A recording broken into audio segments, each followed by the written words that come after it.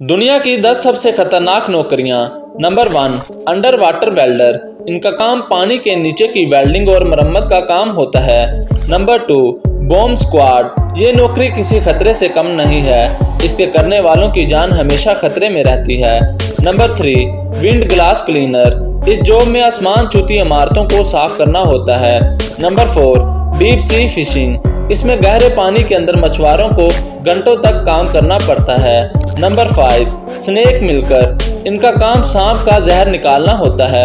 ये भी दुनिया की जानलेवा और खतरनाक नौकरी मानी जाती है। Number 6, sulphur mining. इनका काम सल्फर की कान में काम करना होता है। Number 7, stuntman. एक स्टंटमैन की नौकरी कितनी खतरनाक होती है, शायद ही ये बात हर कोई जानता है। ये लोग अपनी जान को खतरे में डालकर इन स्टंट्स को करते हैं। Number 8, bull rider. इस खतरनाक काम की सैलरी भी अच्छी खासी होती है।